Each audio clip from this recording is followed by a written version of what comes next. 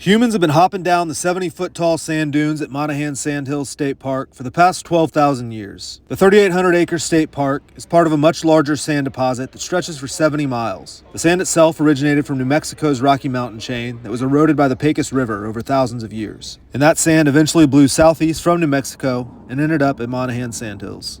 It was water that brought people here thousands of years ago, which seems weird in a sea of sand. But when it rains, the dunes act like a sponge and suck up water and keep it from evaporating. So people and plants and animals that are willing to dig a little bit below the surface can find water. And hard caliche layers will trap water and form ponds after a rainfall. Charred hearthstones, ancient flint chips, and broken animal bones have all been found in the sandhills that indicate native people used this area to hunt. And artifacts are still occasionally unearthed by wind erosion when there's a big blowout within the dunes. In more recent centuries, the Apache and Comanche used the sandhills for temporary campgrounds and meeting places, and they too would hunt game here and find fresh water beneath the sand surface. And Spanish explorers first reported seeing the sandhills over 400 years ago. And then in 1880, a man named John Monahan dug a well on the western edge of the dunes. Now there's a whole lot of oil wells around these parts now, but before they could think about going to search for oil, they needed a reliable water source. And so it was Monahan's water well that provided water for the area early on and helped with the completion of the Texas and Pacific Railway, which ran through Odessa to the east and eventually connected with the Southern Pacific Railroad and Sierra Blanca to the west.